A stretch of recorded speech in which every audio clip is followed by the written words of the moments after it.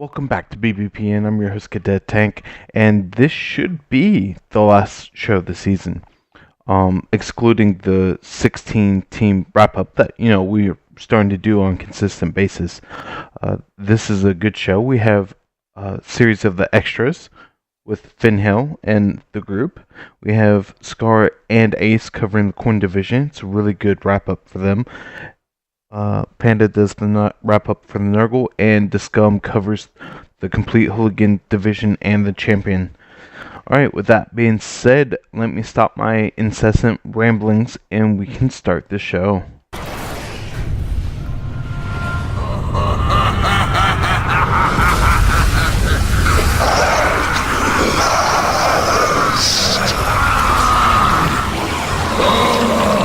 Flesh, bone, and bile. How delicious. Good evening, ghouls and goblins. We're back with some Nurgle. Let's see what's cracking in round 2 of the Nurgle division. Shan't we? We shan't. Looks like we're on the last match day here. And, see what's been going on. The Scum and his dwarfs. Dwarfy by nature. Well, that is a lot of skills, boys. Guard ball, strength up, lots of mighty blow. He's just doing dwarf things. And this is a lot. Especially being the Sons of Panda, I expect lots of memory.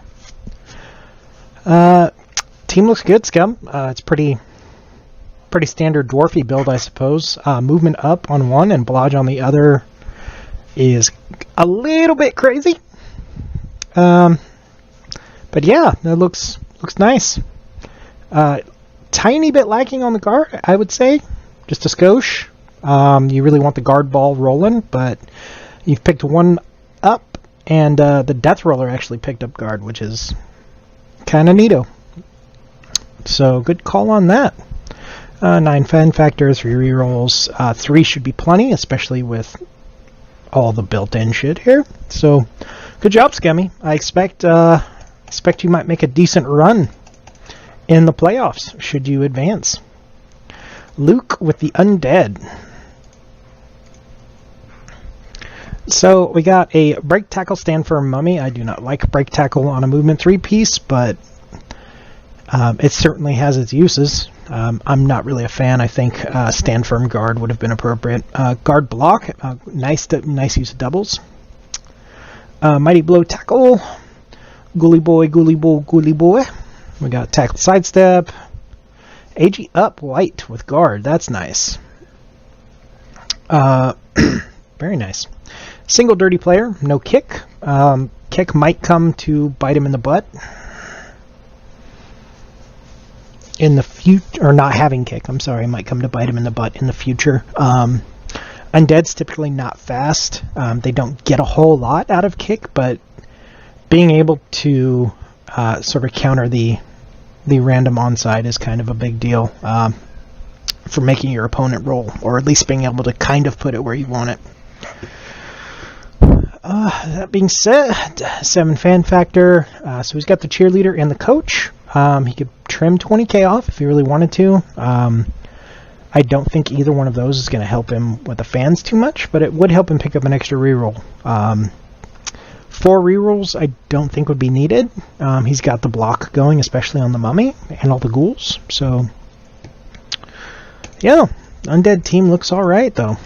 I'd be interesting to see how he shapes up against, say, if he went up against the Scum's Dwarfs. I think that would be a very tough fight. We have Hammer Time and his Chorfs. Chorfs.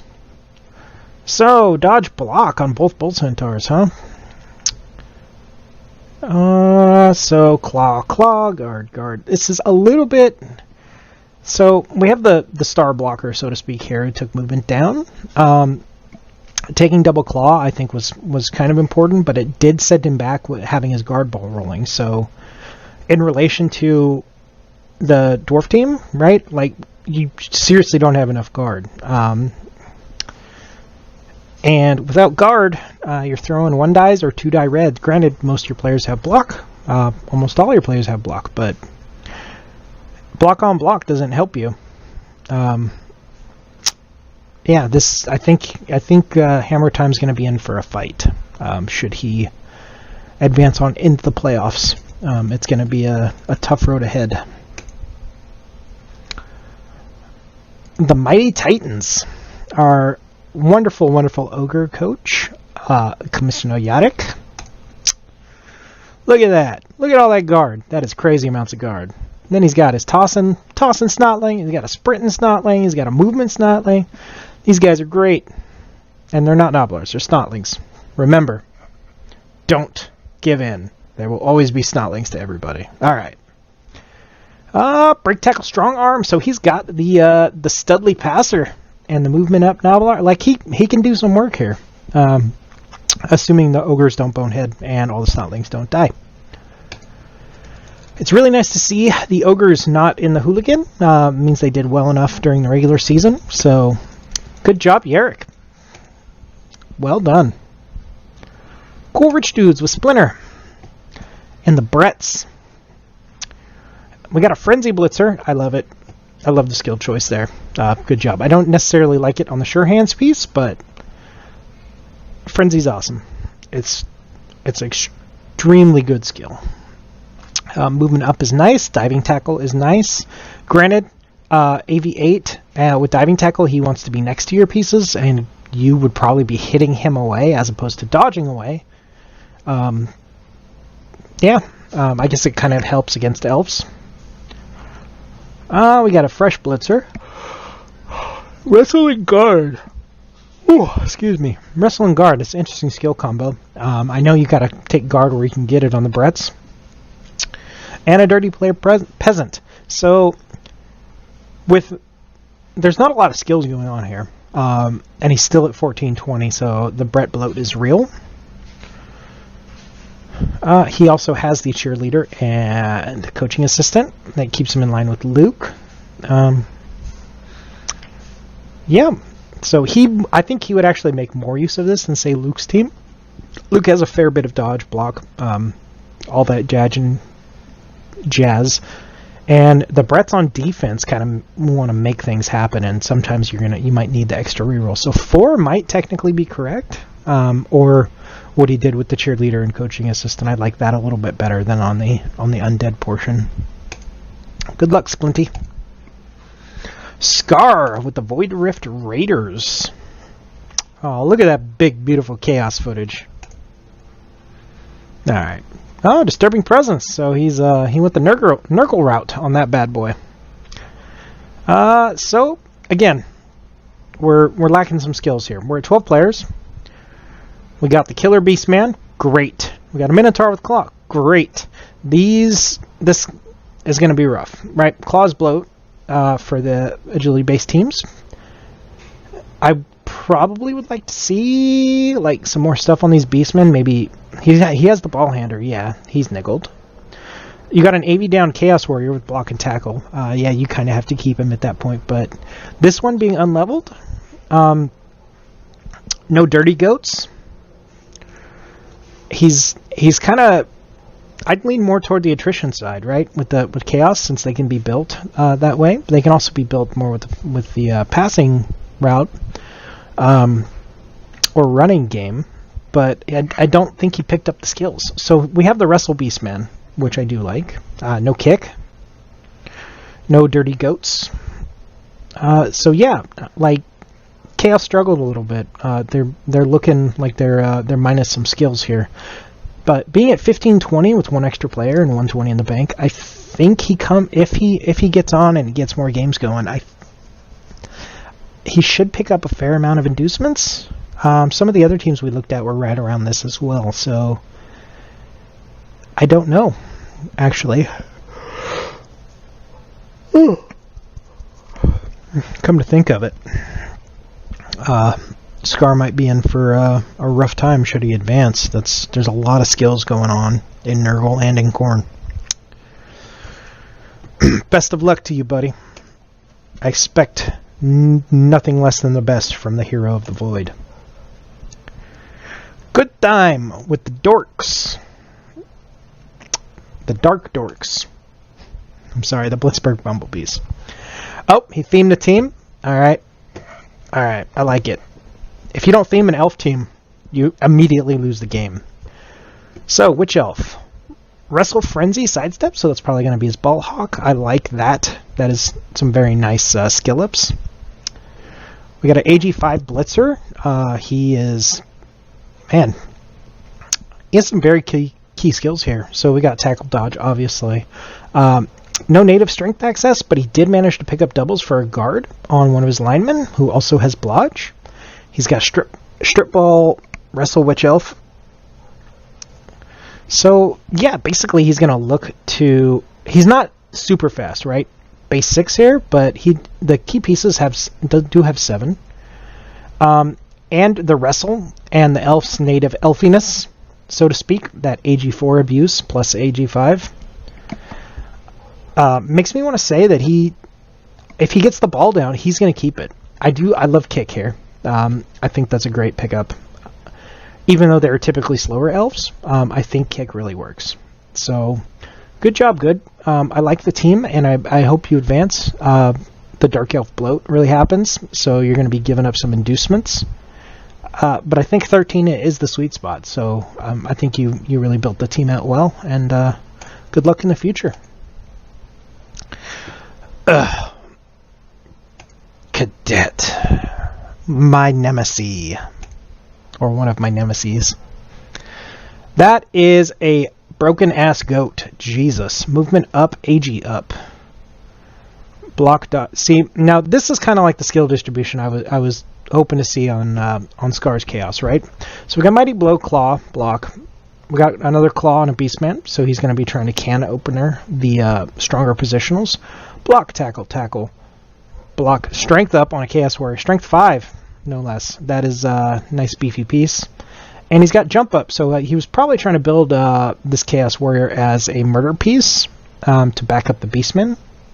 And he just didn't get the levels, so to speak. He's still level 1. I don't like... Look, diving tackle, right? Diving tackle on the Chaos Warrior? Alright, cool. At least he has movement 5. And it works a little bit better. I'm still not a fan of it. Granted, you'd probably want diving tackle on somebody with like Mighty Blow, so you can park him and let it go. But block, it's very important for negating the 1 in 9s. If you don't believe me, watch anything that Discum's casted, because not having block is really terrible. Who would have thunk it? Team looks good, Cadet. 8 fan factor. You're not floating too high there. You're sitting at 110 with 12. I imagine you pick up another goat. I don't see Kick. I don't see Dirty Goat. What's up with that?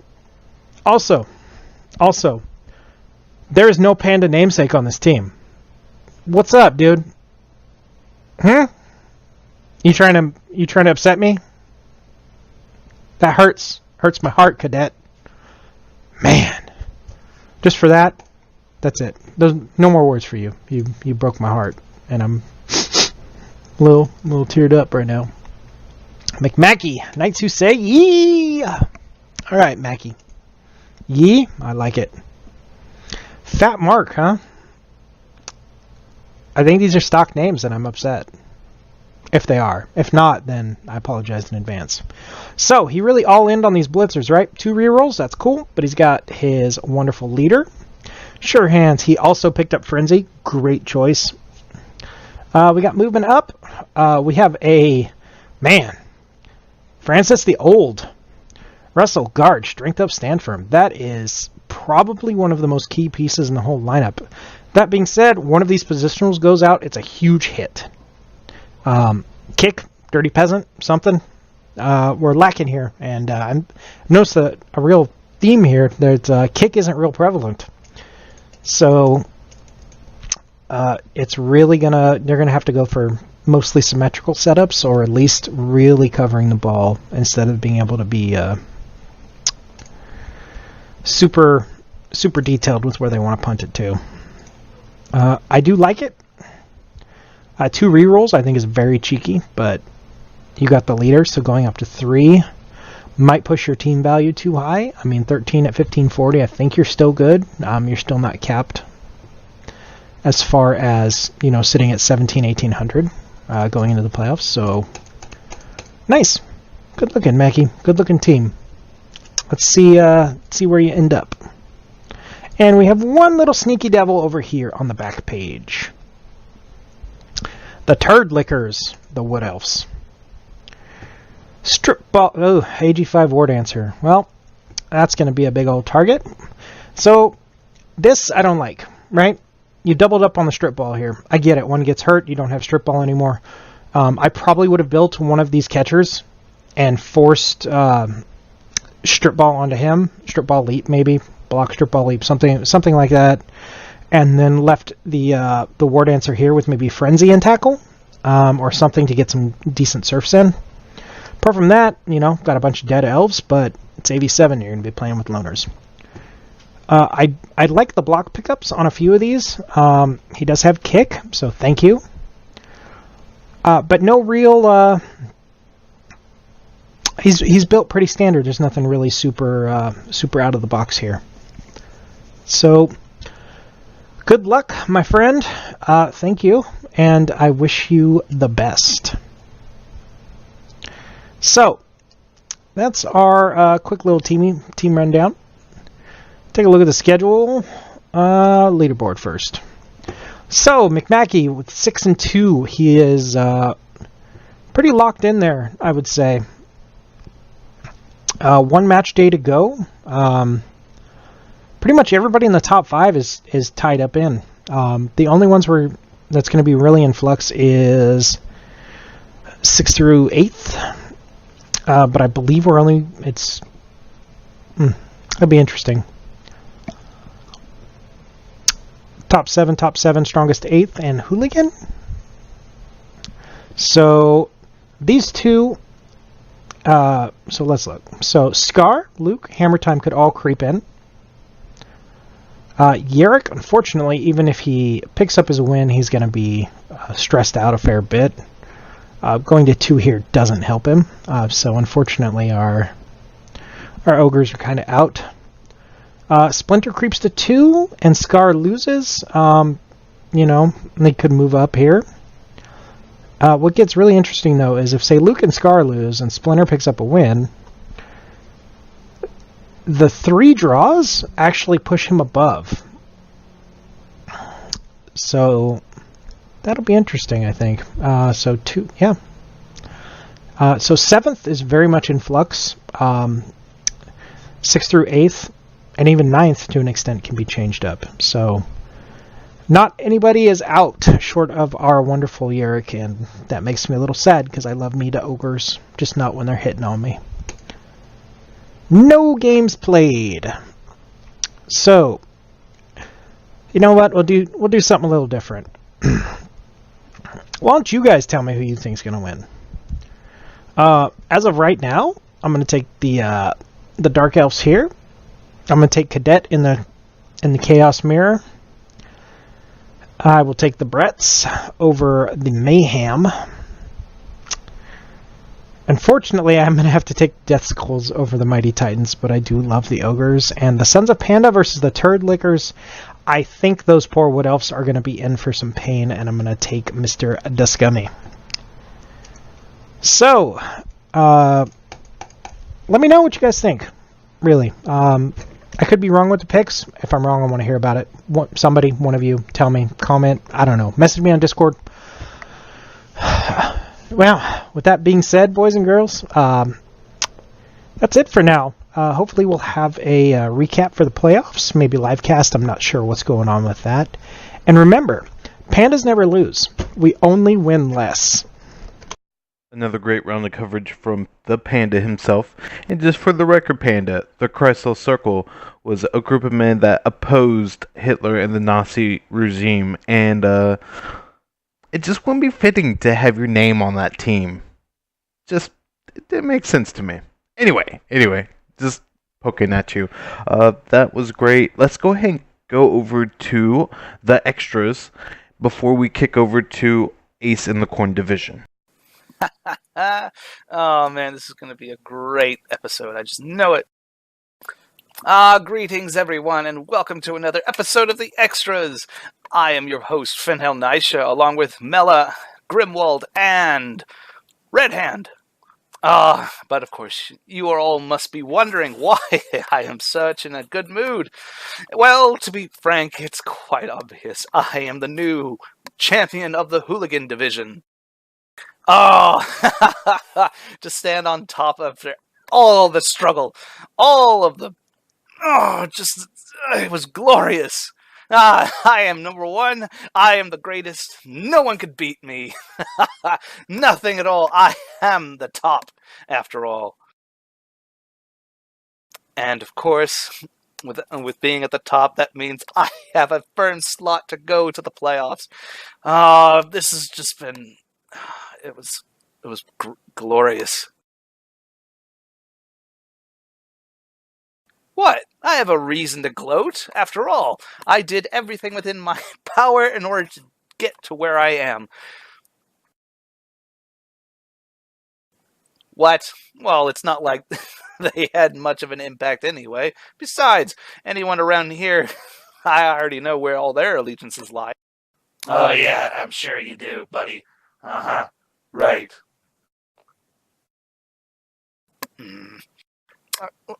Somehow I'm not surprised that you would go against me on this, Grimwald. And what exactly made you think that they could beat me? Well, for starters, they had much better team makeup, faster players, and then, of course, not the unfortunate luck of having, well, one of the worst ghouls I've ever seen. Well, that was just pathetic in its own right. But then again, what did you have? Oh, I know. You had nothing but dumb luck on your side, and no skill what to make of. Hey, you can mock me all you want, but I know for a fact that my women did exactly what they were trained to do, and that was take out your mangy mutts. Oh, is that what you did, huh? All you did was just cruelty to the animals. More specifically, those poor dogs didn't deserve anything like that. Well, I'd suppose maybe they didn't deserve it. Now, if they were on my team, I wouldn't have put them in a bad enough situation in order to be punched out by my star player, after all. Oh, now you're just rubbing it in like it's just, now, I'm going to come over there and just wreck you right on the side of the head.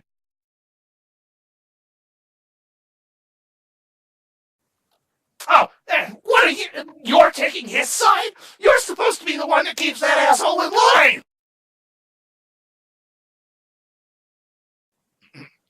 Oh, well, yeah, that's fine as long as you do that and just, I don't want to know.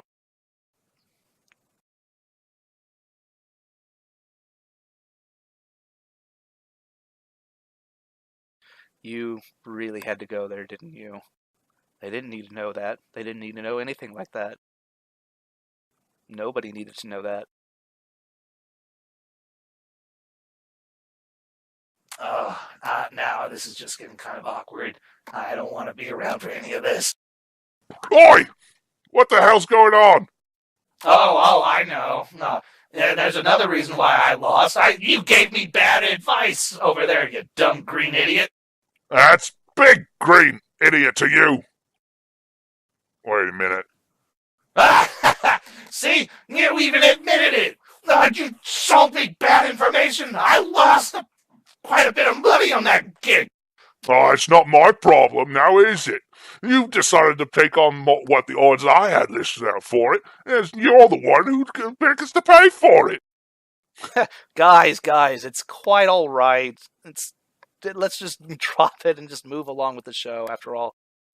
Tell you what, Grimwald, you can go ahead and tell us what sort of mayhem has been caused throughout the league, and at least in the interim leading up to the ending here. I suppose I might as well. Whatever. All right, you jackasses, welcome to Body Count. You all know how this tick goes?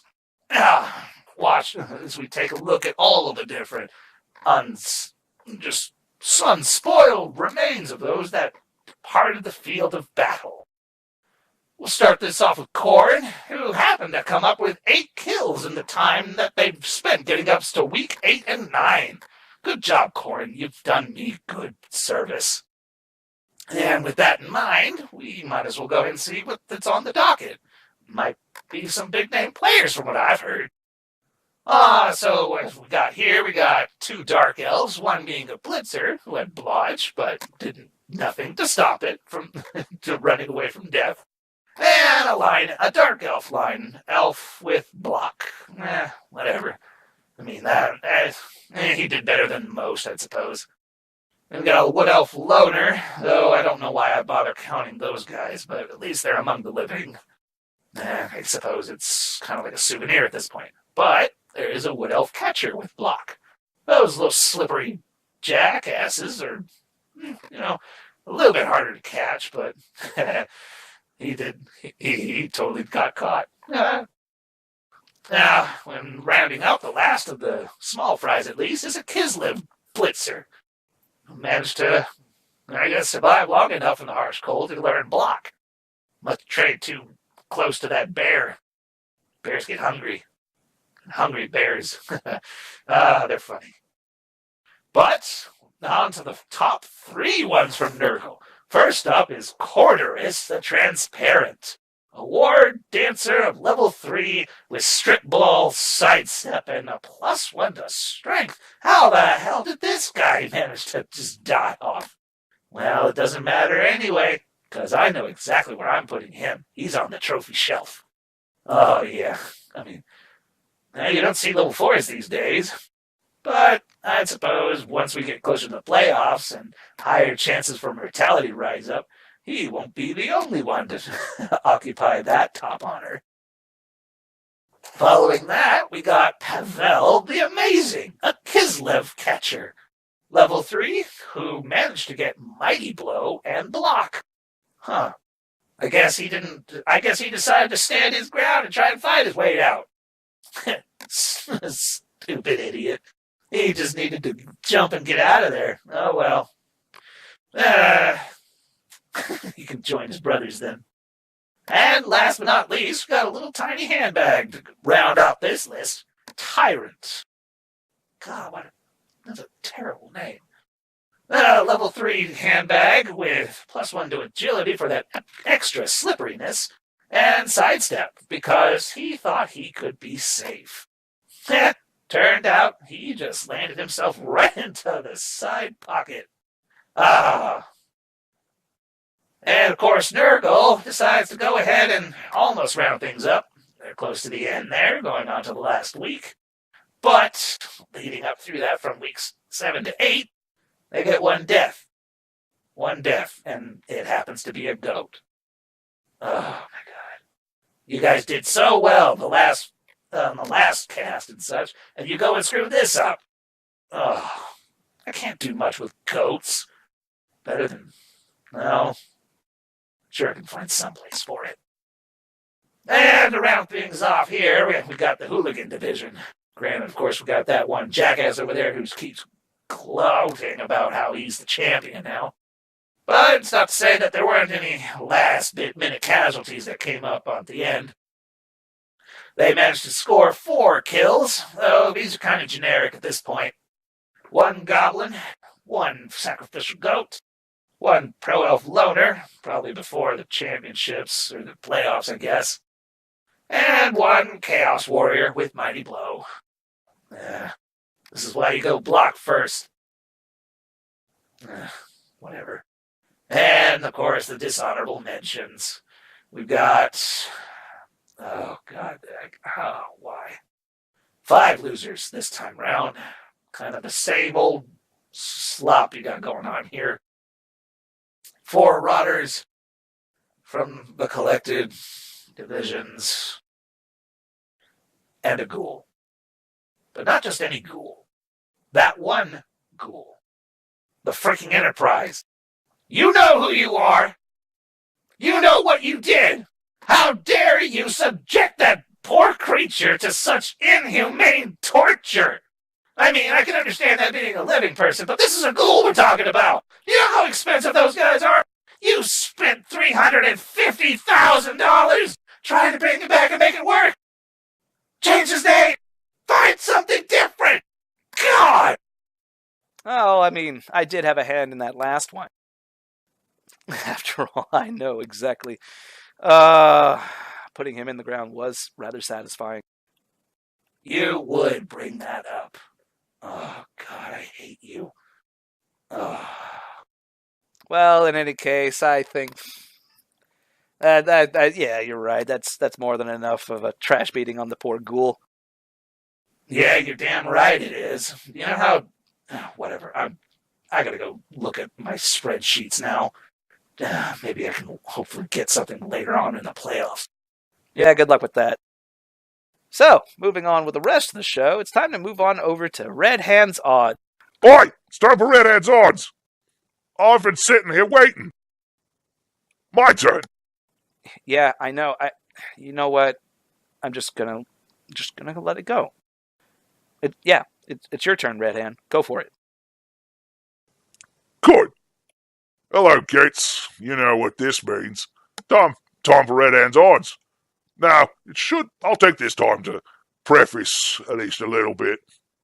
This is I give out the odds that go out to all the different players and such. Now, it's come to my attention that some of you lousy coaches seem to have a little bit of a personal grudge against me on this. I only supply the odds of you winning. I don't pay favourites, personally. My personal favourites are anything that's green. You want to know why? Because green is the best. And if you're green, you're golden. At least in my eyes. Now, any of you other sods have something to say about it, you know where to find me. Over at Red Hand's Hedge Bets and Casino. Go ahead, bring that attitude over there. I dare you. But, time to move it on then. Over to Corn Division. Now, these blokes have decided to catch on up quite a bit. And who knows exactly how quick they'll manage to keep going then. Oh, whatever.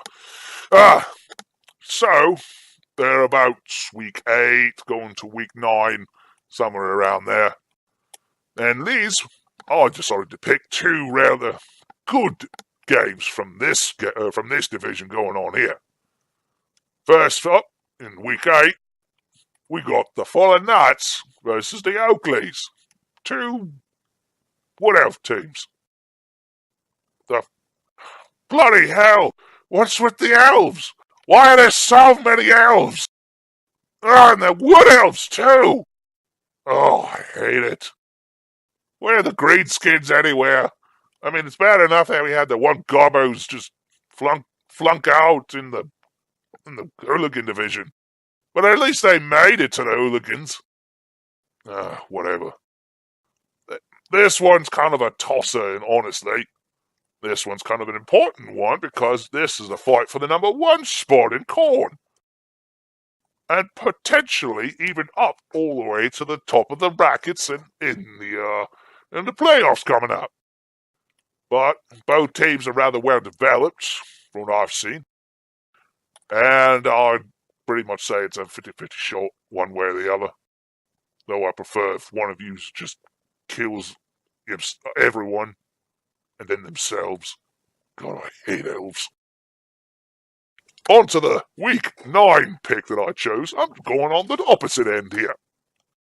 This one has playoff potentials as well, but this one happens to be at the bottom of the run. They happen to be the Not My Panda versus Bricky Grotto. Named mostly because they are the star players Bricky and Grotto. Well, at least they have the right idea. 2 pennies a Nurgle team. Now, if they were Gobbos, that'd be a different set. But whatever. Not My Panda needs to win this one. Provided, of course, that they manage to get past week 8 with a win. They are at the bottom end of the totem pole on this one. But Bricky Grotto happens to be at the very bottom of record. So this should be a sure in hand for the Not My Pandas. But they have to hope that they not only win on the last few games, but that their other rivals happen to lose out also. This one's, I give the edge over to the Chaos Dwarves just because they're freaking spiky. Ugh, I hope they all die anyway. Oh, on to Nurgle, we got basically the end of the road on this one. Finally coming up on week 9. This one will settle the standings over there, so that we have a better idea where all that's going to be dished out in the lot. So, on to this one. This one's also going to be a low baller as well. This one happens to go out to 2 Chaos teams and such. One that happens to be higher up, and the other happens to be at the bottom end, just creeping in. Void Rift Raiders versus the Circle. Now, you might be asking, why the Circle? Because I can't bloody understand what the hell the Chaos Spiky Boys is on with their freaking words. You know how hard it is to read Chaos? You can't. I mean, Gobbos can, but they're freaking maniacs. Freaking shrooms, I tell you. In any case, Void Rift Raiders are the ones that need the win here. The Circle, on the other hand, they can afford to probably play this one close to the chest and maybe eke out a tie if they want. But this is one that's a must-win for the Void Raiders. They need it in order to hopefully seal in the last place bit, not get bounced out. Yeah, that's about right. Thing is, though, is that both teams are rather well developed in their own respective standards, though the Raiders managed to maintain their freaking Manitou. Big sack of meat that thing is. Makes good eating. But, who knows? The way things go up, both teams have a pretty decent shot against each other. 50-50 is what I'd say. Well, that's it all from me. Good luck to you in the playoffs there, Finn. I hope you break a leg. All of them. And you had to go and just provoke all of this. Did you have any idea why do you do this to me? Seriously.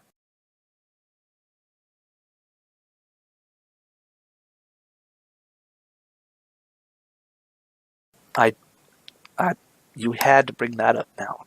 Now people are just going to be even more just suspicious about this. You and I are going to have a long talk about all this after all. Fine, whatever. This is Fenhel Nisha saying, if I can't make my own luck, I'll just take it from you. Back to you, Cadet. Oh, yeah, sure, I guess. Good luck over in the playoffs, you jackass. Hope you freaking fail. Thank you, Finhill, for that segment. It's like a breath of fresh air. I love every second of it. No, Discum, your fucking farts do not count as breaths of fresh air. It's air. It might have been fresh. It's not the same. Anyway, let's see what Discum's doing in the Hooligan Division.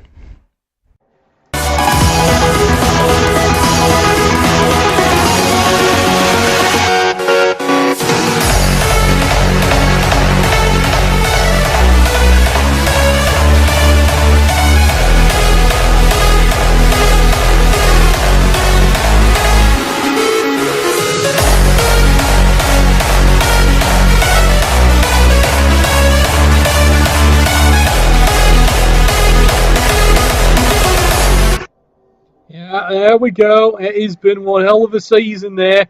And welcome to the final review here of absolutely guiltless Hooligan Division. It's been one hell of a run here. Thank you so much, lads. You gave us walls-to-walls entertainment. We're going to sum things up in the reverse order. All right, let's get it started. And his name is Panda.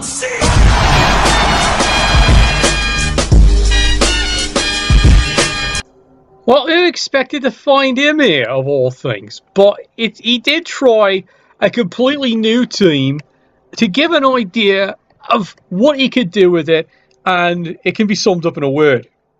Absolutely. What a season. Let's try and explain this one here.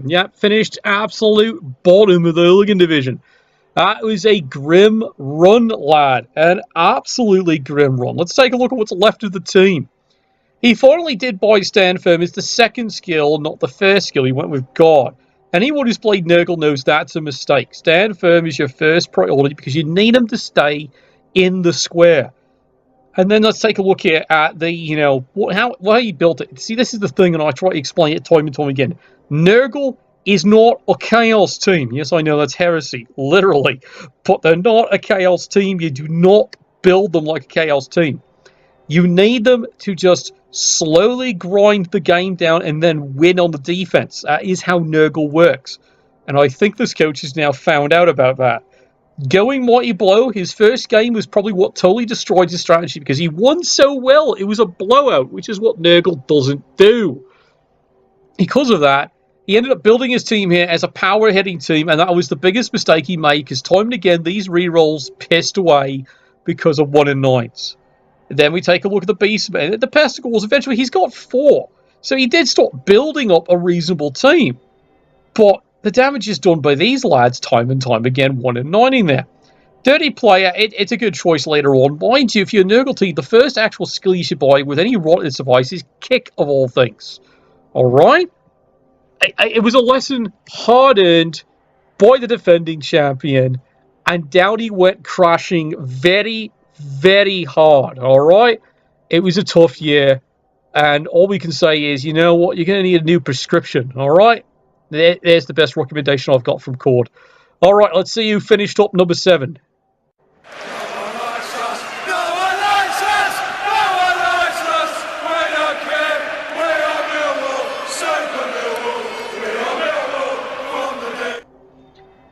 It's tough playing goblins, isn't it, lad? He has definitely discovered. It's a round of applause all the play time because you've now discovered just how tough goblins really ought to play. And the horrible thing is you've now seen at least one or two of us try, and we make it almost look easy. It's not. You've just discovered that, but wall-to-wall entertainment, especially that last game, that was absolutely priceless. Let's take a look at this team.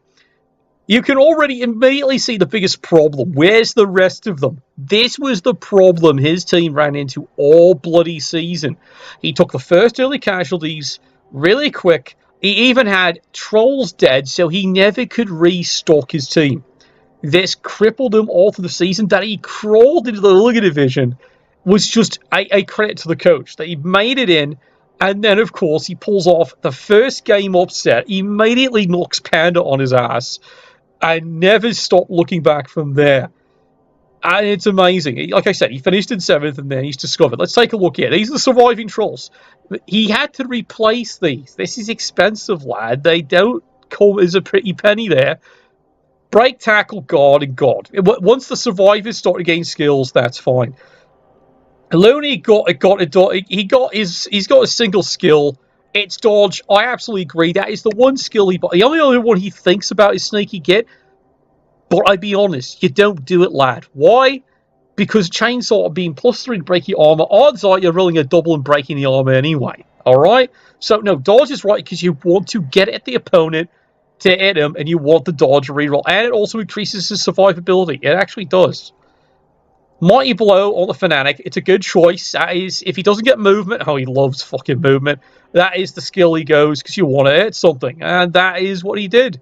Bombardier, he's discovered that the Bombardier is a really tough piece. And of course, the Pogoer does the business. He's got the one great Goblin. Absolutely great. It's what carried the team the last few games in there, but he can only do so much. His back, it must be the sorest thing I've ever seen. And he did his best. 2 loyal supporters. Best recommendation I've really got for your son. Take 8 of those. Call me in the morning. I'll pay for them, alright? So, it was a good run. It was jolly good. At least he didn't finish in the bottom, alright? Okay, let's take a look at who finished team number 6. Smile! Yeah!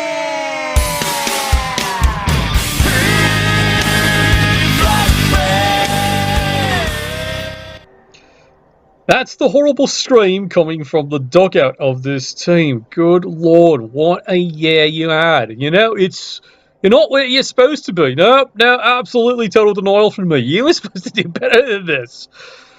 I don't know what to say. I'm sorry, Daz. I really don't.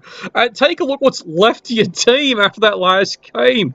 Good Lord, I swear there must have been some side betting run by a certain org to make sure that things went totally wrong at the end. They didn't cut you in. A bastard. I think you might have a wee talk with them there. Red Hands. His name's Red Hands, all right? So let's take a look at what was left of the team at the end of this drive. It's brutal. He's even got 4 rerolls. He's stockpiled the rerolls. I like what's left of his team. He is down to the barely 10 players. They are crippled as you wouldn't believe. There's AVs down. So there's nigglers up and down the thing. The Minotaur never performed, unfortunately. It was the desperation move to do something, and it didn't do anything. Sigh. His skill build is fantastic. Time and again, he built a great, and it just never, ever paid off. There's nothing else we can really say about that one. It was just not his year. Like I said, go have a wee word, and it's just I totally rejected reality won't substitute your own because I consider someone definitely bribed your team to fail, and they didn't cut the coach in. That's the only explanation I've got. Right, carrying on.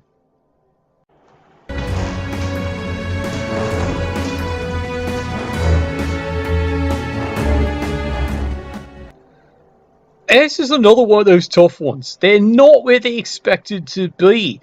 I never see luggage in this division, but here you are. The luggage, JS pounding at university, and it can be summed up pretty much his attitude towards his own team. It's just, he just doesn't know what to say. It really was one of those days, wasn't it? Now, let's take a look at what was left of the team. Now, once you look at the team, you start seeing where the glaring error is, but you can't blame the coach for it. It's just how the dice fell. Taking a look here, the Sauruses. Notice how undeveloped the Sauruses really are. No, seriously, they really are undeveloped. There's the big gamble. You need to fully get a tackle piece to maybe, and then look what happened. It 1 in 9 several times, and just was enough rage quit right there. It really was time and time again. Like, I can see it, the look from the coach. I just couldn't believe it. Time and time again, it kept happening to him. The skinks. These skinks were replaced at least once over, and he started going into a second time. Then he just gave up naming them after that point. He started giving them other ones. Like, you can see he was going to say, all the numbers in there. Meanwhile, the Sauruses, they did take deaths too, so that also did help there. The Cruxor didn't do anything. Cruxor, first half of the season, non-stop getting MNG'd. He even took an AG decrease, which of course you can't count. So it didn't know what to say about it. But yeah, it wasn't a glitch. You can't go below 1. This coach has fully proven it. Well done. Well fucking done. At least someone's tested the theory. He just wishes it wasn't him. There was nothing wrong with the development of the team. It's just the team just failed to perform any way I was expected by the end of it there. And like I said, the endless deaths basically did it all in. A final result, like I said, it's hard to give any advice. It just wasn't your season, lad. It really wasn't. Oh, well, I get it. It's just going to be disdain and the delete button any minute now. All right, now let's look at what happened to the Final Four.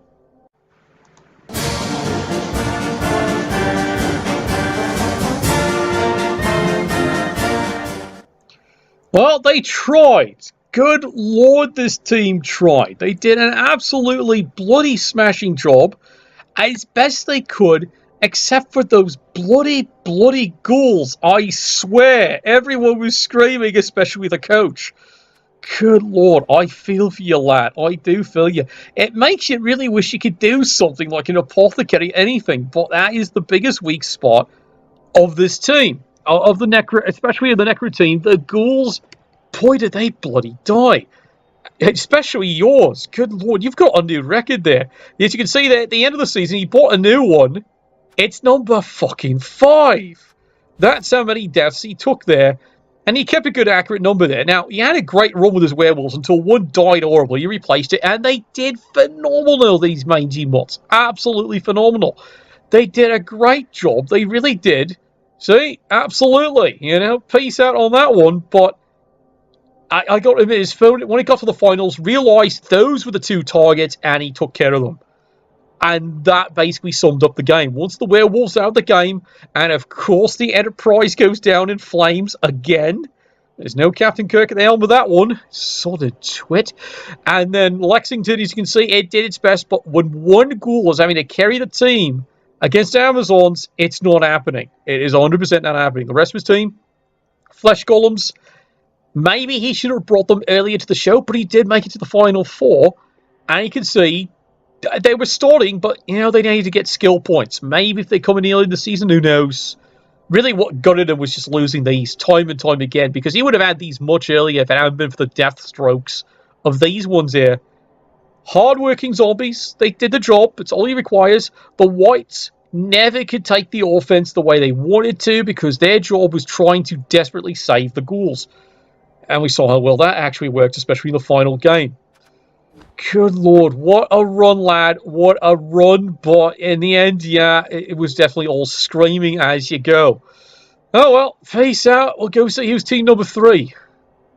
Alliance team that will not yield, and when the bluest silver wave, you stand and cheer the brave.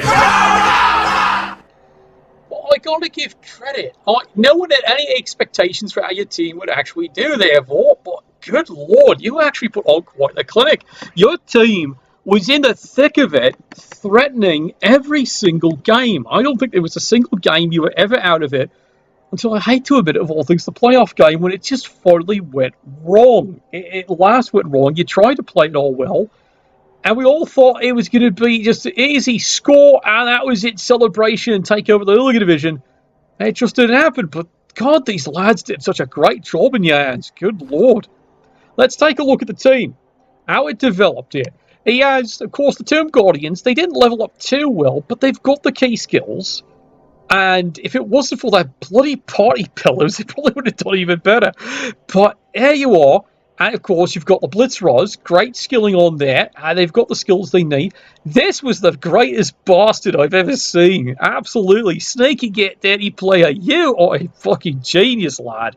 Absolutely. Stick a tail on you, call you a fox. Absolutely. You just wish he'd done more. But, boy, was he the player to fear time and time again on the field. You've got the incredible throw, Rob, but the only time things go wrong is when he gets out of the game, that's it, you've got a problem. Because you're Kemry. But you did things that no Kemry team, and it's right. Like, it's a well-earned fan factor by the end of the season. Another season, it could have been that. All that, and a great victory for them. Well done, lad. Well done. Absolutely, you surprised us. It's just a shame you couldn't get any further than that, but you did a great job. All right, let's see who found runner-up. Australia, Australia, Australia, Australia, we love you, honey! Well, maybe that's the case there. Yeah, there was a lot of excitement with this team. And good Lord, did they ever put on a play. I tell you, you deserve to go and play some tennis with one of my sister's friends. Absolutely deserve it. You worked hard on that one, all right? Right, let's go take a look here. Elf Buggery.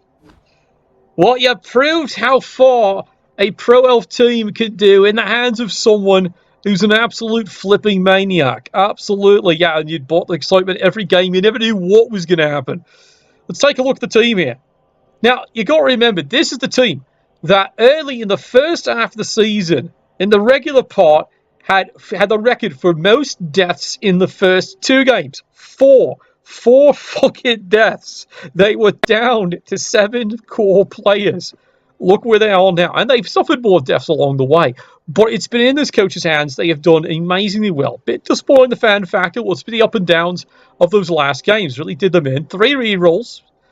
Of course, he's got the leader who has survived. And that's made a big difference there. Yeah, because he's got leader, he comes in with 4 rerolls. So he does all the crazy buggery. Now, this was the player that could win or lose a game. All on this player. It was leap, strength upgrade, a brilliant use. And it just, unfortunately, the final game, as you saw in the cast, it just wasn't there, lads. He tried. Good Lord, he tried. But with Nuffles being a cunt, he's being a true cunt. So like I said, that's why he's going to get a free night out with his sister's friends there. Go play some tennis. Get away, relax, unwind, Trust me, you'll do your world a good, lad, okay? A hell of an overhead, doesn't she? The blitzes, they did everything they could. He had to retire one after he got so crippled, and this was him building it right back.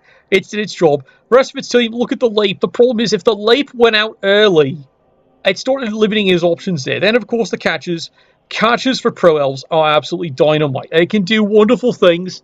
They just can't get away from a double one. That is the summary for that team.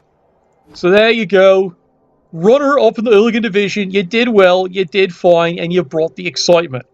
Okay, let's take a look at your winner then, shall we?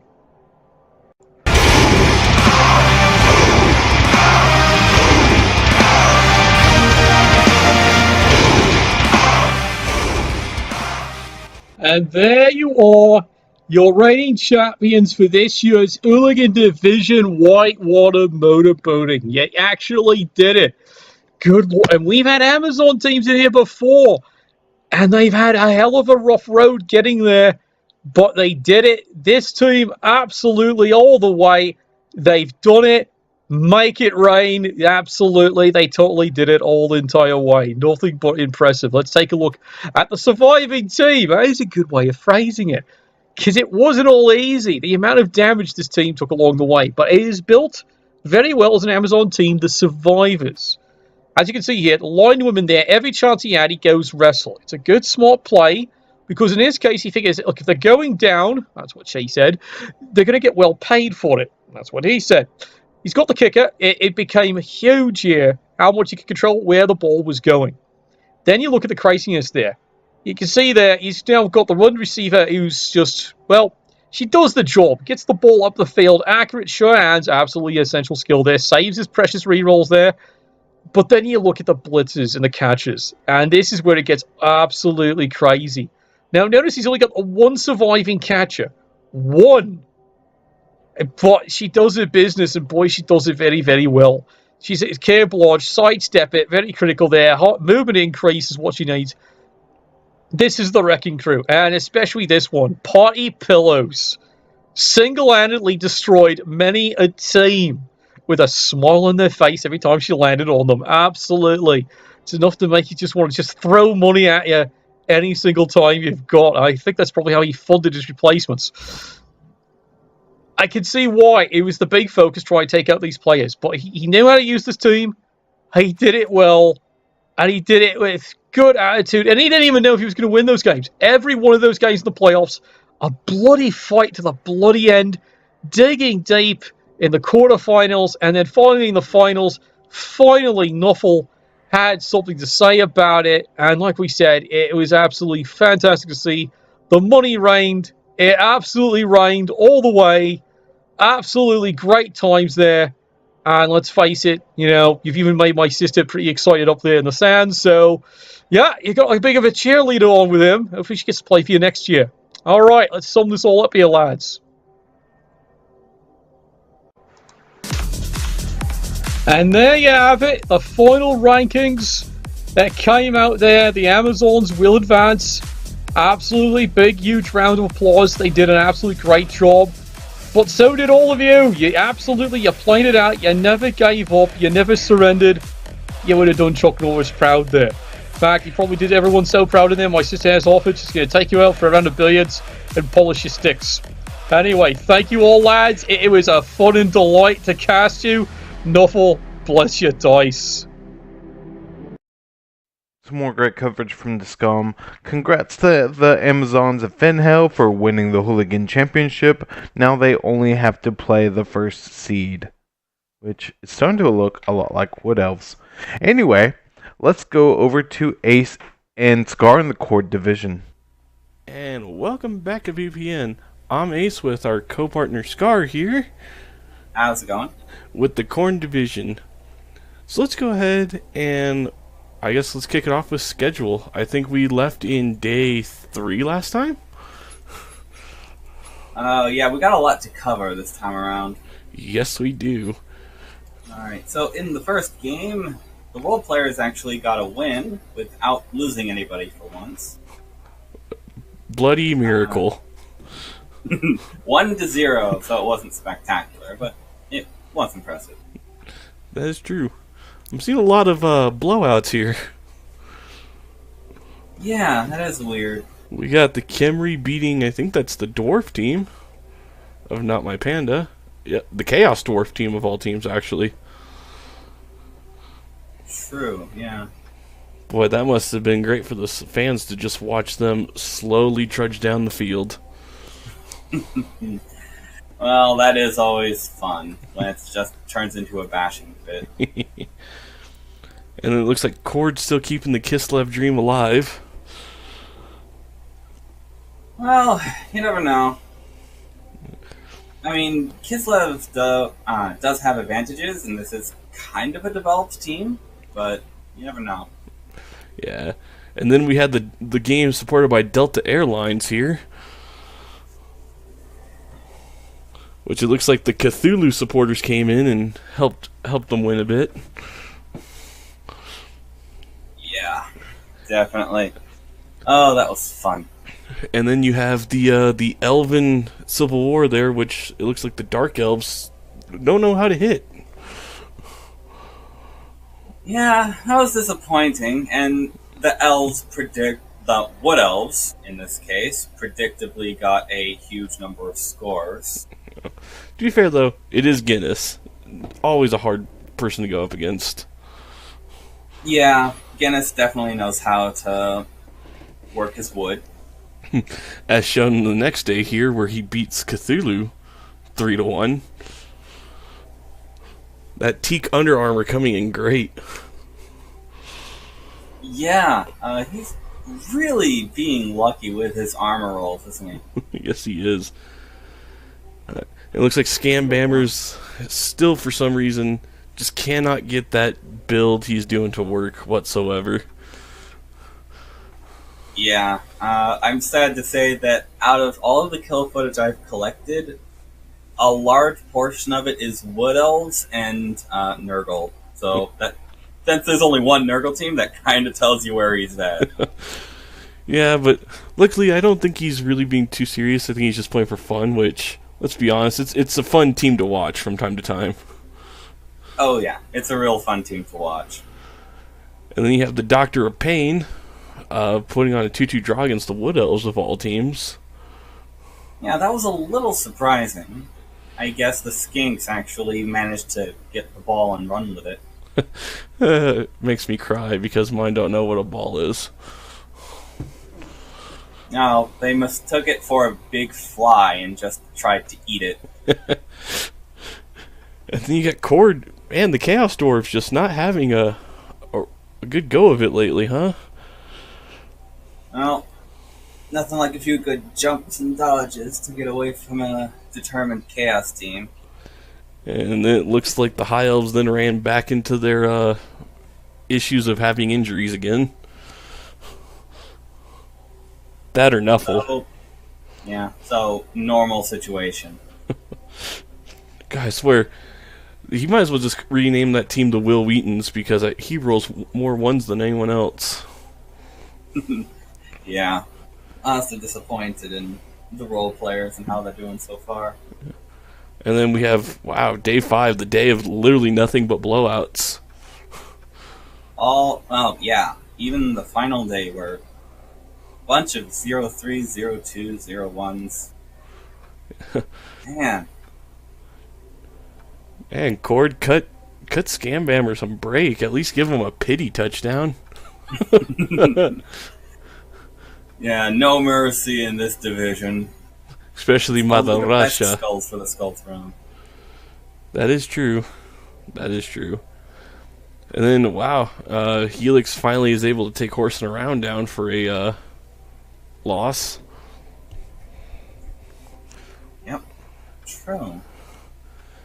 Role players, same shit, Yeah. different day. The role players just can't really get themselves together. Well, I mean, Little- when you rely on High Elves and you have, 3 to 4 loners a game, every roll counts. Yeah. Yeah, every goal does kind of count. And with High Elves, it's kind of, if you get nuffled hard and lose a bunch of players at the beginning, you're screwed. Right.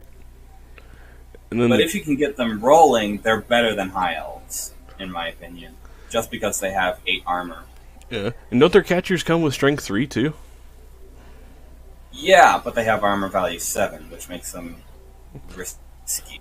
Yeah, but they have that strength 3, which makes them a little bit better than the ones from the Wood Elves that have strength 2. Takes a little bit more to get them. Alright. And then the Dark Elves find themselves on the bottom end of the BDSM session versus the Chaos Dwarves. Yeah, a little surprising actually, but with that absolutely absurd Bull Centaur? Minotaur that they have. Yeah, the Bull Centaur they have. That is a scary team to go up against. Yeah, it is. That Bull Centaur is an abomination. I actually want to bribe anyone that can kill it. Same here. Yeah, I don't want to face up against that monster. And then it looks like it was just a game of elf bullshit versus Cthulhu Fhtagn. Yeah, when it comes to Wood Elves, if you drop the ball for even a single turn, you've lost it. It looks like he learned that one the hard way 4 times at that. No, you learned it twice. Because when you learn it once, the Wood Elves get 2 touchdowns. That's true. They're that freaking good. That's true. Alright. On day 6... We have Brick Grotto with a new handbag day. Yep, and managed to not lose him. I guess his strategy finally worked out for once. Yeah, it's called Pitch Clear. It seems to work really well. I don't know, that special guy he keeps buying. Brick and Grotti? The guy that comes with the free goblin. Brick? Yeah. That actually does give him 1-turn touchdowns when the game is feeling nice. When Nuffle's feeling nice. True. And then there's an elf game I expect to see. That was a hotly contested game. They were so focused on managing their balls, they didn't actually have any time to kill each other. Which makes me sad, because Dark Elves love being the masochists in a game. Yep.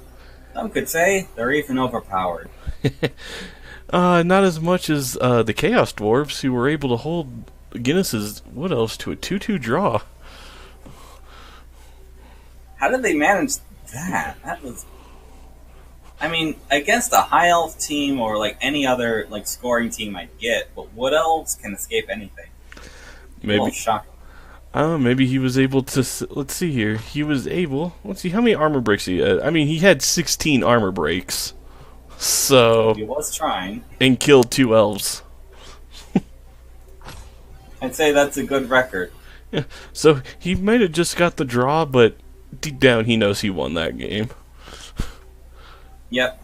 Doing a service to us all, getting rid of those damn woodies. And then the role players once again dropped 2-0 to Lizards. Yeah, I kind of think the role players have just given up this season. I mean, he's showing up to play, that's one thing, but man, you can't really blame him for being kind of out of it. Yeah, High Elves either work or they don't. Which, it was a shame, I was really rooting for them, but I don't think they have a chance to get in anymore. Yeah. And then I don't know. Well, when hopefully. we look at the leaderboard, we'll find out. I think they're still able. Believe it or not, they are still technically able to get in as of right now. If they get 2 wins in a row, which to an elf team isn't possible. Actually, just a win, because they have 3 draws and the Lizards have a draw and only have 2 draws. If the Lizards lose out and they win 1 game and Goat Boy loses out, they'll take 7th place. Then I'm still rooting for those High Elves. And then Cord finally met someone that can punch. Yep. Tomb Guardians, man. Yeah, when those Tomb Guardians fail. They fail hard. And when they hit hard. Yep. And we're nearly caught up here. At day 7. And sadly, Brick Grotto couldn't make it another handbag day. Yeah, and they even paid for it too. What a disappointment. But, as we said, he's having fun with it, so I think that's all that really matters. Yeah, every once in a while you need to just have a season where you're having fun and see how far you go. And then Cord. After that, yeah, we have a blowout. Wow. Yeah. Come on, Cord. I thought you should know how to deal with woodies. You kill them. Kill all of them. But the take under armor is seemingly more effective than the ice cream jesters. Yeah. Ooh, and even their star player that died got the MVP. That's just nasty. Yeah. And it's a blitzer too. That is a rough person to lose. When I think they're what, 110,000? Yeah, about. It's So, like they are key pieces. yeah. So that's a crippling blow right there. Yeah. And then the Dark Next. Elves, man, they just can't get a win, can they? No, they can't. Not even against the horsing around, which really, all you really had to do was outrun them. Maybe they got too busy beating each other. Yeah, which is exactly what Kislev wants when fighting an agility team. Right. But I'd say the bigger surprise to me is the role players, while they weren't able to score, they were able to keep Cthulhu Futagan off the board as well. Looking at the stats, I'm gonna actually say that this was a no-show for either of them. Oh, yeah. No touchdowns, no deaths, not even an armor break or an expulsion. Yeah, this was just a 0-0. Yeah, so I guess something came up and they couldn't do it, so... I mean, the role players got a level out of it, though. Yeah, so that's good. It says you got 16 SSP somehow. How did that happen? I don't know, if you click on it, and look, it says 16 out of 16 SSP, but he doesn't have a single skill for, the first level. Huh. Must have somehow leveled up twice. And then the Teak Under Armor still showing through as he beats the Chaos Dwarves 2-1. Okay, could someone kill these Wood Elves? I'm getting tired of them. Yeah, take away their Teak Under Armor endorsement, please. I think someone is trying to make them illegal for next season. For good reason. And then luckily we only have one game played. Yeah, so far. And it's another tie. He has another Brick 2 Grotto. deaths. Another 2 deaths, and a loner got MVP. This is just not his season. Right. And the Khemri get a level Tomb Guardian, they get an interception and a pass in that game. How did a bunch of skeletons get a pass and an interception in one game? That's just silly. That's just ridiculous to me. Right. So, leaderboards or teams? Let's go ahead and look at our leaderboard. Fair enough. And of course, the Wood Elves are at the top. Does it really surprise you? No, but it does piss me off. And I think if Helix or Placebo do not win this next game, 1 and 2 is done. It's guaranteed Wood Elves for 1 and 2. Or if they win. Yeah, of course they win. They always get to the finals. Like, it's Wood Elves, Orcs, and Dwarves that make it to the finals the most often. They're not called Tier 1 for no reason. They're freaking annoying. Though, credit, it's Guinness. You know, former world champion here. Like, it's not like he's a bad player. He knows what he's doing. No, I'm not saying that. Of course he's a good player. It's just Wood Elves are easy I don't know. Look as long as they don't die a lot. Well, speaking of not dying a lot, if you look at Storn's TV there,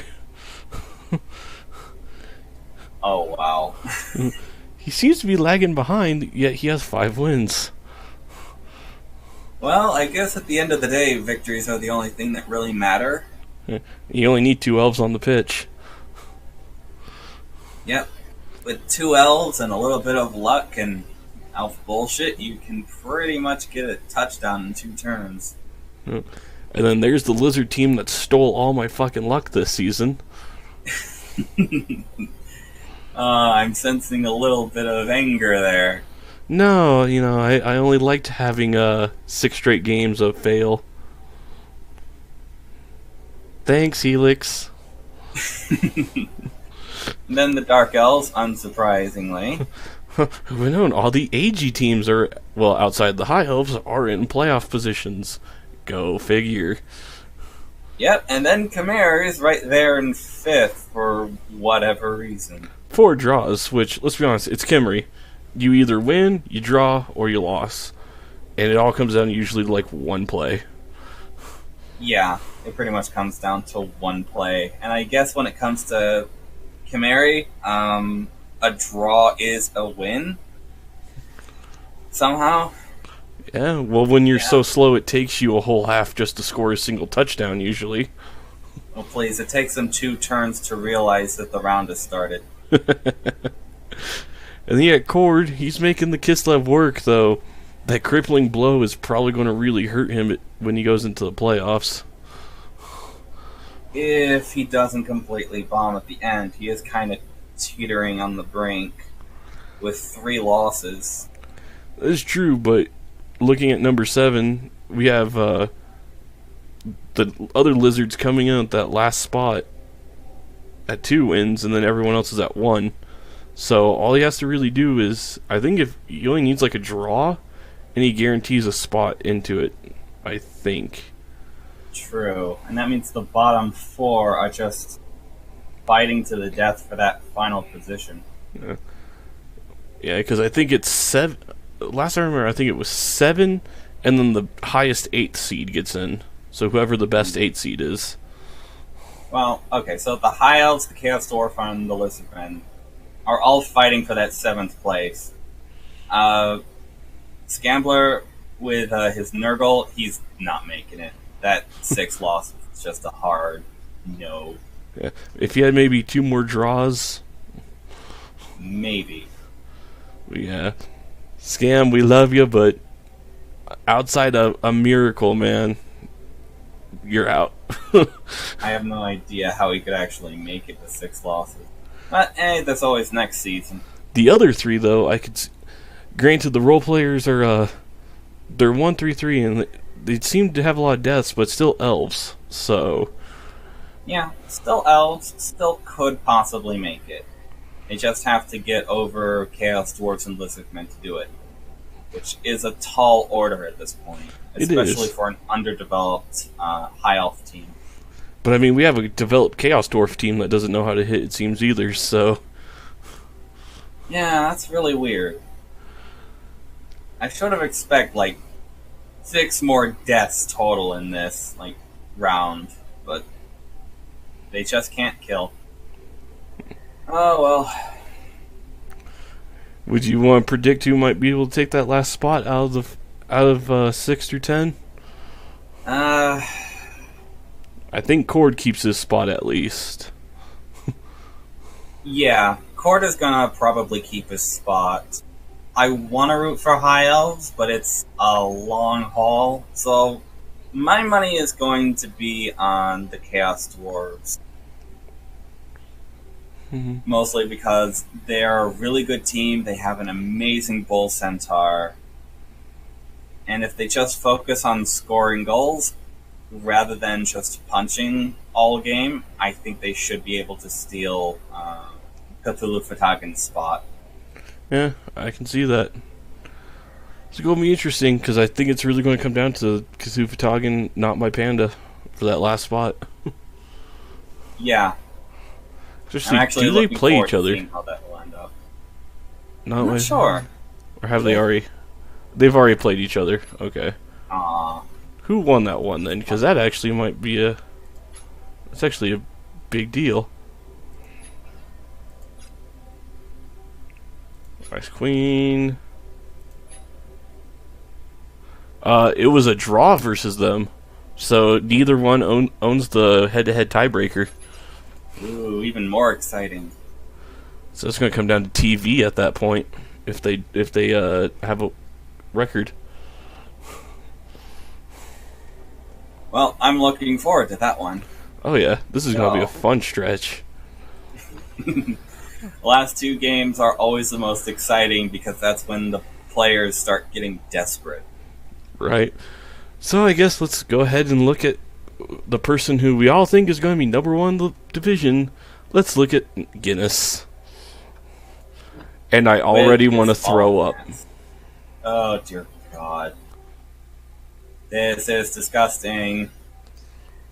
Drip Ball. 2 War Dancers that are really strong. One is Star Player, obviously. Yeah. Oh, he is nearly unkillable. You give that War Dancer sprint, and he's literally He has a a one turn. Yeah, without even a chain push or anything. He is a 1-turn touchdown with a sprint. Wow. I don't even know what to say to that. It's just this guy has to die. Yeah. No. Yes, it has to die. Like that's literally That it. tank must die. Wait. I didn't say that. Wait.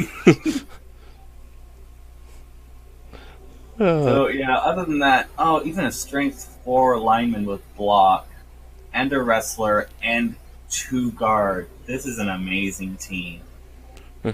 Though to be fair, it is Wood Elves. If Teak Under Armour doesn't come through for a game, it can get crippled really fast. Yeah, as soon as that Teak Under Armour wears down, then the team's done. That's one of the reasons why I hate Armor Value 7 teams. Because you can be doing so incredibly well for so many turns, like so many games, and then all of a sudden, one game is just terrible and half your team's dead. Yep. But what surprises me more about this team is he's still running with only 2 rerolls. Well, he doesn't need them with all of the skill-based rerolls he has. Oh, he even has leader. So he does have 3 rerolls when his thrower is on the pitch. But BBPN, we implore you, kill that War Dancer. Please. It needs to die. It's just ridiculous. I'm just going to back out of that before I want to throw up from looking at it anymore. Yeah. In the second place, which is more Woodies. Oh, and look, they have a tree, and ooh, War Dancer's hurt. Please tell me it's like Niggle. Aww, sad face. Just in this next game. But yet again, moving up. Are you serious? How many 1-turn touchdown War Dancers are we going to have? I don't know. These are starting to look like gutter runners.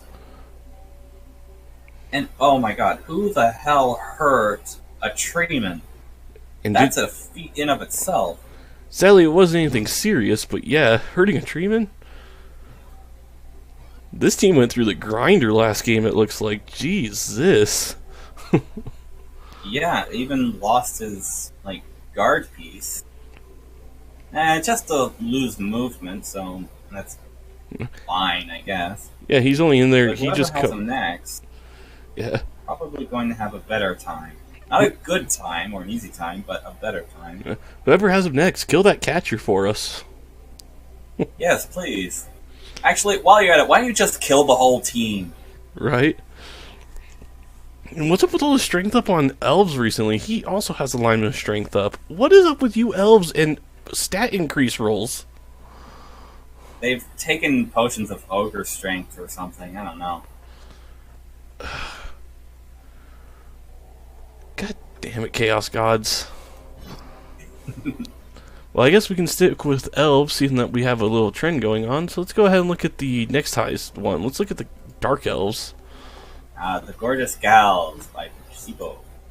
And two lovely ladies. And I don't know if these are deaths or if he's just placed them like that to screw with people. A little from column A, a little from column B, I'm guessing. And block for seems to be working out. Yeah, at least the 1 and 9s aren't hurting him. He has some blodge, he has guard, that blodge strength 5 guy to just get in and grab stuff. Well, one guard, but my eye immediately went to that witch elf with sidestep dive tackle. That is interesting because diving tackle, if he uses it, that's foul bait. I know, it's risky, but it also makes her one of the most dangerous pieces on the pitch. Oh, yeah. Because so many coaches forget diving tackle exists. But if he's going to build her like that, if he's able to get her one more level, I take shadowing. Oh, yeah, definitely. Because even if he gets away, you could just follow him anyway. Well, actually, I think shadowing might be a better pick than dive tackle. Well, dive tackle, if he uses it, she's on the ground. Shadowing, if he doesn't want to use it, like if he wants to choose where to use dive tackle. True. And then he has another one with blodge, no surprise. So yeah, I mean, it's a pretty safe build so far. Yeah, aside from that one witch elf, this is all very safe, standard skill stuff. So, and hey, it's working. Yeah. So, but personally, me, I'm actually a fan of the runners. I know runners are kind of a do you take them, do you not kind of piece for Dark Elves. I personally like them. Yeah, especially if you can get Nerves of Steel on them. Yeah. Then they become a royal nightmare. Because like, oh, I'm going to hit your ball carrier, and you throw it away first. And I mean, worst case scenario, you just toss the ball, like, in the most defendable position you can see. That has its value. But they gotta live that long first. Yeah, that's kind of the sticking point with elves, isn't it? Yeah. They're really good, they just have to survive long enough. Well, let's go ahead and finish the elves with the high rollers, and oh my god, they're up to 9 players. Hooray! And they have skills.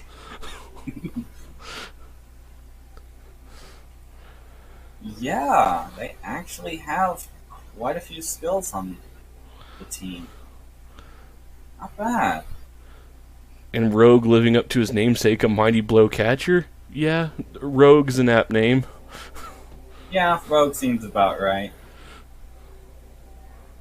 Plenty of block, 1 blodge, and that all-important kick so they can try and steal the ball. So they have the skills to win, but man, it's still a very tall order with only 9 real players. Yeah, considering they have 2 loners. Well, and considering how far ahead we are in the game, like, we're nearing the end of round 2, this is very underdeveloped. Though, this might be smart. He has 120k in the bank. He could buy another lineman. Or, I haven't played Hiles for a while. I don't know if there's any more positionals he could buy. He could get a thrower. But with that team value, Hiles, he could try to coast on inducements. He could. That is an option. But yeah, he has an option between 2 throwers or 2 more catchers. Then it's just linemen. Personally, I'd probably want to get a thrower in there just for the accurate and pass skill.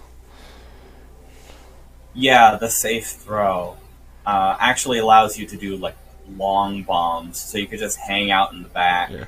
It's like, yeah, I rolled a 6 on interception, safe throw. Fuck. Now you have to roll a double 6, and we know that never happens, right? No. Never. Looking at you, Eric's. Alright, so should we look at any other team? Or well, let's see. That's all the elves. So well, why don't we look on the other side of the spectrum and look at horsing around? Yeah, the super slow. And my god, oh my god, that bench. Okay, that might be a little much. Double dirty player, guard.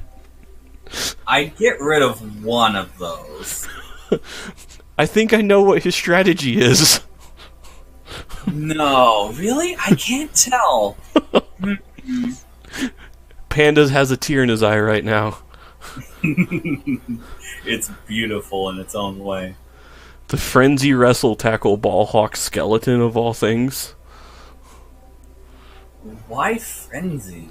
Double chance of trying to get that ball. Well, that's certainly an interesting choice. I mean, if that character can get his hands on the ball carrier, most likely going down, it's just getting to him. All he needs is strip ball, and if he doesn't have sure hands, anything but an attacker down, and the ball pops out. Exactly. That's actually a very powerful combination. And then that throw raw.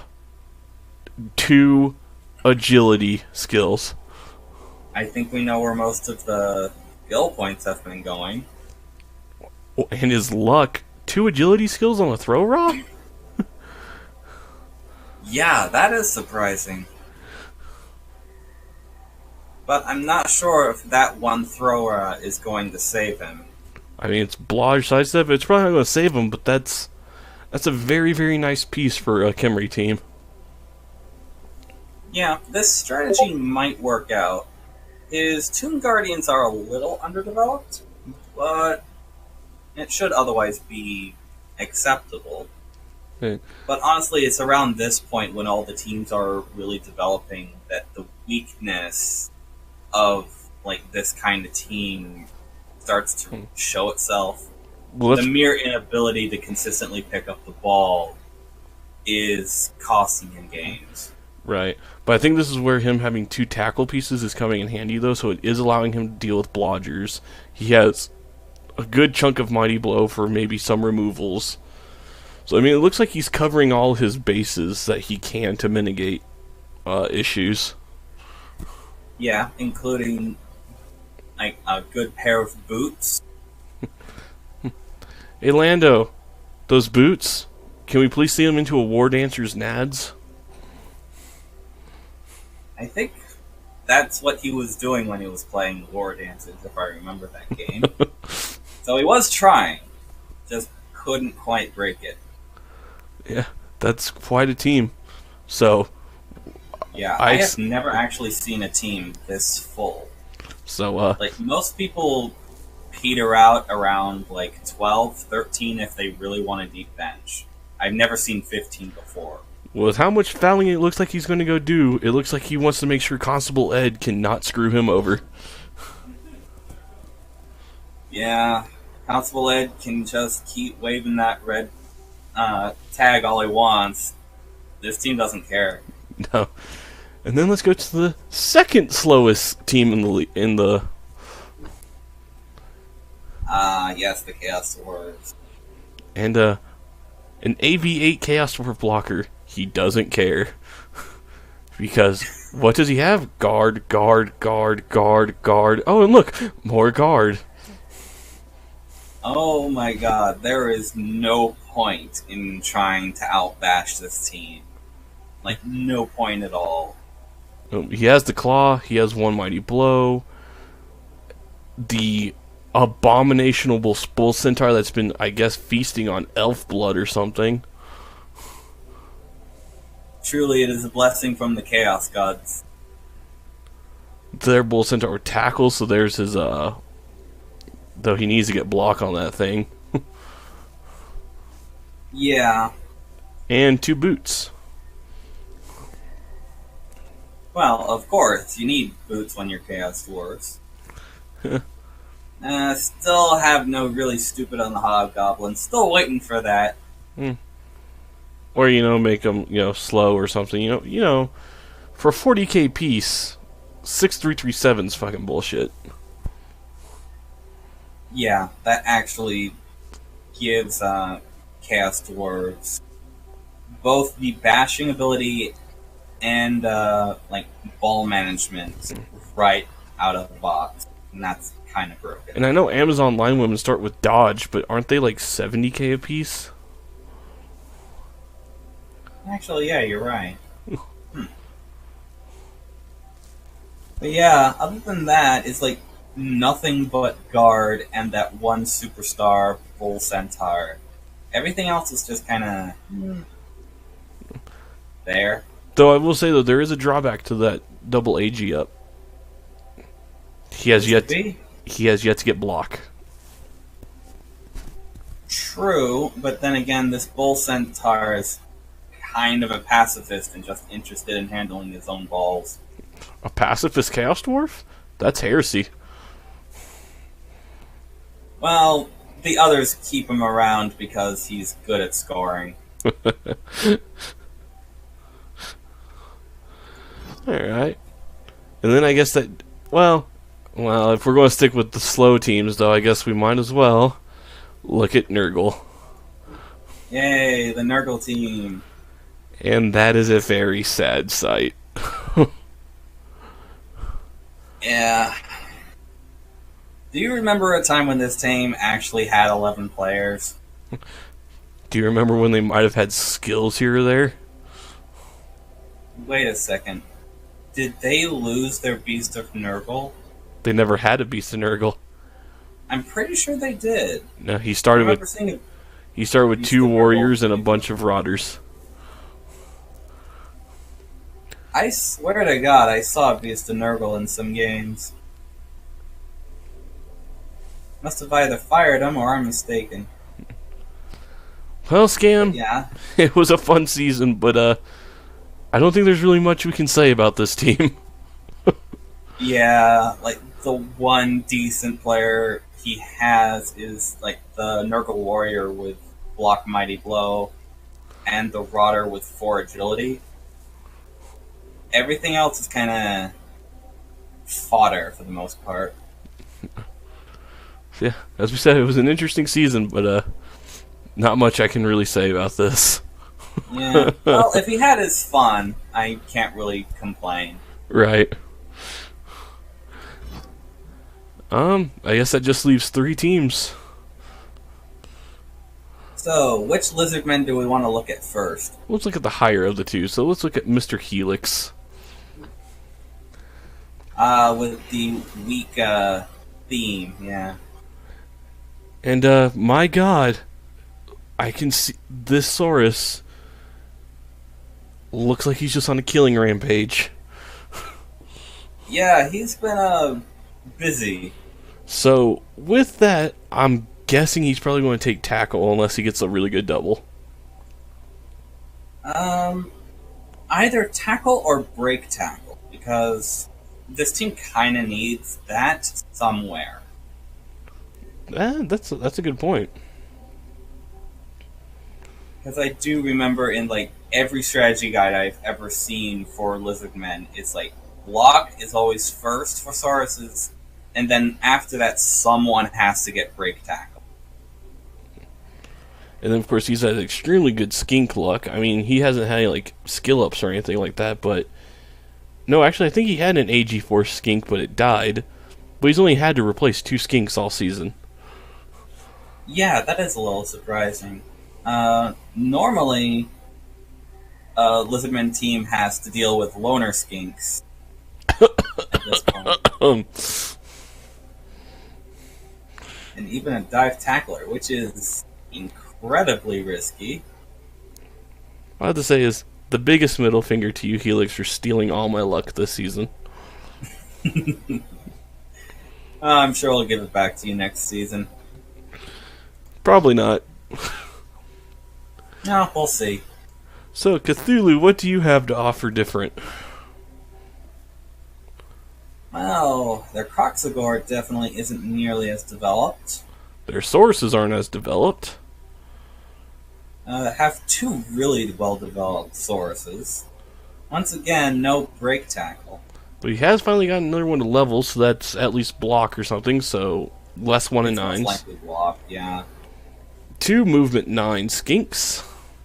Yeah, it seems like all the advantage in Cthulhu's department is in the skinks. Score fast and score often. Exactly. But 1 is niggled, so I don't think he has long for this world. The fact that only 1 is niggled is impressive. Yeah. I mean, he can still make it, but he needs way more source development. Yeah, it's going to be a bit of an uphill climb at this point. Because, like, those two Saurus... Like, the Sauruses that don't have block yet are a real liability at this point. Because I think most teams have block. And sitting at probably, I think, the lowest fan factor of any team in a playoff position. Yeah, yeah, you're right. Wow. Yeah, he's on an uphill battle, that's for sure. He can still make it. Yeah, he can, but we'll see. Alright. And then we'll finish with... Yep, we will finish with the old man. And,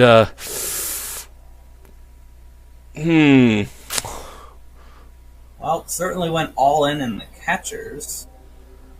I'm seeing you're allowed 4 blitzers on Kislev. I'm noticing 2 slots. Yeah. That's probably the reason. That's so sad. He's missing his guard catcher, which is an amazing piece with leap, dropping into an AV6 of all things. Yeah, that catcher is not long for this world. Blitzer with AV7, so that's another target. I don't know. This team is really, really hard to actually get right. Really difficult to make this kind of team work. Well, yeah. Well, it's at high TVs are really good because these blitzers with strength, agility, and general access are so good. Yeah, it just doesn't look like Cord was able to keep them alive. Now you wonder why I've only played them for 1 season. Yeah, and why I will probably never play them. But he's making it work. He's at least in the playoffs, but losing 2 blitzers and a catcher, it seems. I don't know. That's crippling. I'm probably not going to put my money on this team getting very far in the finals. Because with 2 that games, there is impressive, but he has 2 games left. He needs 20K to buy even 1 blitzer back, and then another 110K on top of that to get his 4th one. So, and by then it's going to be pretty deep into the finals. Well, that's the final 2 games. So I think he has to roll perfect 6s to eat. Or actually, I don't think he can earn enough even through 2. No. Yeah, if he rolls perfect 6s earnings, he can get both blitzers. That's asking a lot. It is, but sometimes miracles happen. Yeah, and maybe the catchers will actually pick up the slack, and he can play more like an elf team with Lee. Don't let him hear you say that. Play like elves? What are you trying to do? Insult the man? No, I want them to die. and that covers everyone. Yeah. So, this is looking exciting. Yeah. So I think we're in agreement. The Wood Elves are going to be 1 and 2. Yeah, most likely. And it's probably going to be Lizards, Dark, one of those 2 at 3-4. You're saying Chaos Dwarf at 7. I'm thinking, just with how he's been rolling, I want to say Lizardmen are going to stick at 7, but that's my prediction. Yeah, I'm voting that Chaos is going to make it, but I would not be surprised if it's Lizardmen. Unless one of the 2. Yeah, unless the role players could come out and do some massive miracle upsets, but that's my prediction. It's going to be Lizard for me. Yeah. Well, who knows? Maybe the Ice Queen Jesters will just bomb their last 2 games, and both Chaos Dwarfs and Lizardmen will make it. Yeah, well, with the losses he's taken, it wouldn't be surprising to see that happen. Right. Yeah, that seems to be everything so far. Yep. So, I think that's it. So, I guess I'll see you heretics next time, and remember to spill blood for the Blood God. And skulls for the Skull Throne. This has been Ace. And Scar. And we'll see you guys next time when we will see who is actually going through, who's out, And hopefully Scar here will have a fun little death montage for you guys to enjoy. Until next I'm time. working on it. Ace, the helpful place. I feel like somebody didn't get the memo about this being the last episode. Oh well. If they do it, I'll post it. Don't count on it though. Anyway, I enjoyed that. Honestly, I wish we had more casters. That way we could, double team every division. But it is what it is. Either way, that is it for BBPN this week. Next week we'll have the top 16 playoff review. Top 16. There's only 16 playoff review, and we may or may not announce the bracket challenge. Mostly because we don't have funds for bracket challenge here right now. BBPN is poor and becomes the only person with any money. Hordzell. I'm JK. Anyway, that is it. This is Cadet Tank. Sometimes I win, sometimes I lose, but never bet against me. That includes you too, Red Hands.